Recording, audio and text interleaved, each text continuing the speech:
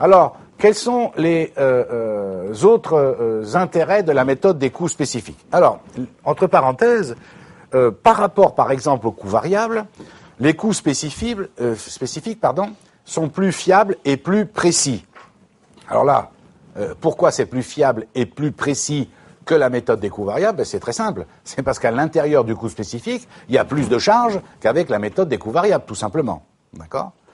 Ensuite, est-ce que vous vous rendez compte qu'avec la méthode des coûts spécifiques, ça permet quand même, par exemple, si je raisonne, par exemple, au lieu de dire P1, P2, P3, P4, mais je dis usine numéro 1, usine numéro 2, usine numéro 3, etc., je peux faire la même chose, hein, d'accord, hein, en changeant la question. Hein, je suis directeur d'un groupe et j'ai plusieurs usines. Calculez-moi la marge sur coût spécifique par usine. Je peux parfaitement le faire, indépendamment que dans chaque usine, ils calculent, eux, des marges sur coût spécifiques par produit. Moi, je peux calculer par usine ou par secteur.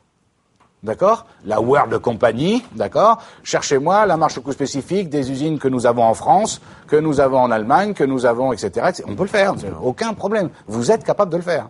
D'accord? Est-ce que vous comprenez que, du coup, ça met les responsables de chaque entité en face de leurs responsabilités? Hein? D'accord? Et oui, ça c'est la grande entreprise mondiale de fabrication de voitures qui a des usines un petit peu partout dans le monde, et puis une fois par an, on réunit, on appelle ça la grand-messe, d'accord? La grand-messe, on réunit tout le monde, et vous là-bas, le responsable de l'usine à tel endroit en France, venez nous expliquer pourquoi vous dégagez une marge au coût spécifique négative, alors que l'autre pays, enfin vous voyez le genre de... D'accord? Ça met les gens en face de leurs responsabilités. D'accord? Maintenant, les coûts spécifiques ont quand même un problème, entre parenthèses, le même problème qu'avec la méthode des coûts variables, un peu moins crucial, mais ça reste un problème, c'est comment faire à partir des coûts spécifiques pour déterminer un prix de vente. Et oui, parce que je vous rappelle qu'on en reparlera plus tard, mais pour déterminer un prix de vente, on a deux façons de faire. Je vous l'ai déjà dit. Soit on calcule le coût, on rajoute sa marge, et on arrive à un prix de vente hors taxe, d'accord? Soit on part du prix public de la concurrence, d'accord? Et on remonte en arrière pour arriver au coût de revient ou au coût de production.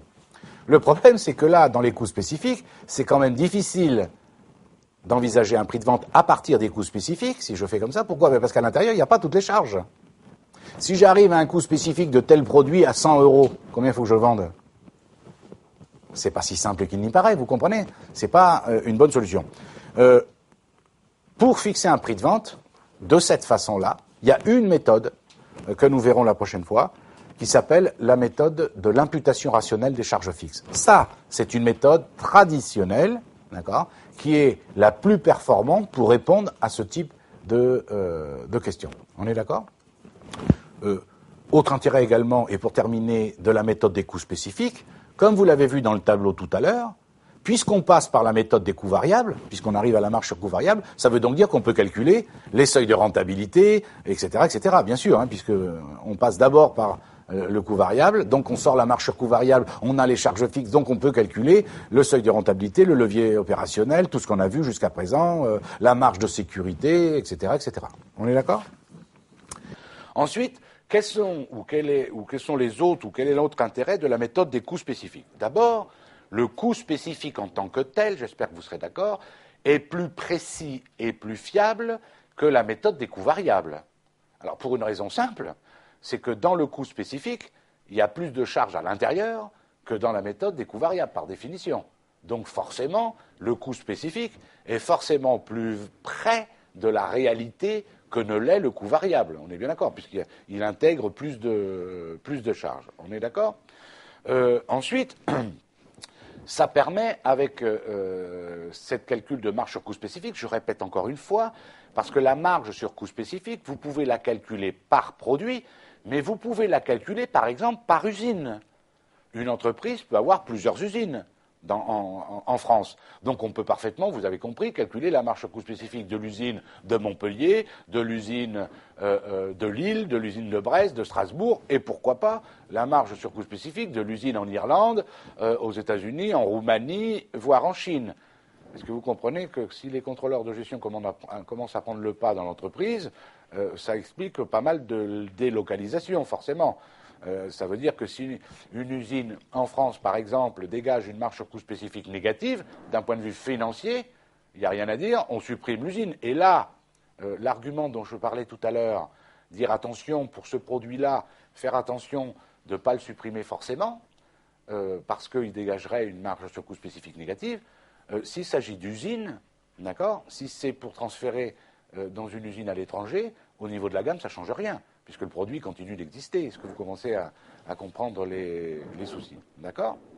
Donc, la marge sur coût spécifique est très intéressante parce qu'elle met chaque responsable d'atelier, d'usine, de tout ce que vous voulez, face à ses propres responsabilités. C'est-à-dire que là, il sait si son usine, son atelier permet de dégager une marge sur coût spécifique positive ou non, et il sait que ça le met en danger si jamais c'est négatif.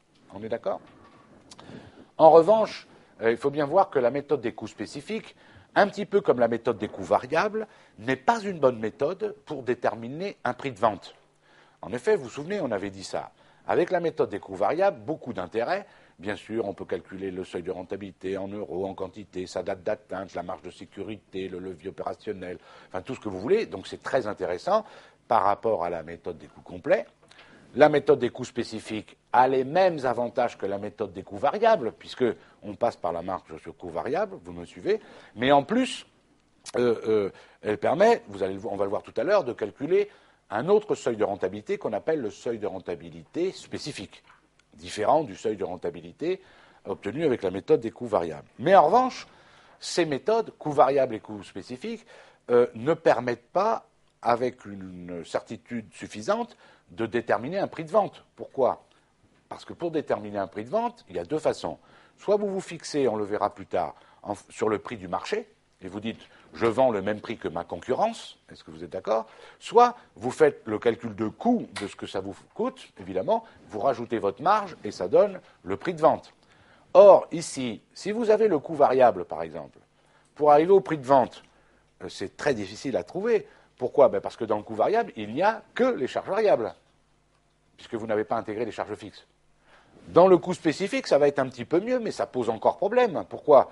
Parce que dans le coût spécifique, vous n'avez pas toutes les charges dedans, par définition. Il manque encore toutes les charges fixes indirectes. Donc, la méthode des coûts spécifiques n'est pas non plus une bonne méthode pour aider à déterminer un prix de vente. Alors, on verra ça la prochaine fois, dans un autre cours. La meilleure méthode traditionnelle pour calculer un prix de vente, ça s'appelle la méthode de l'imputation rationnelle des charges fixes. On est d'accord?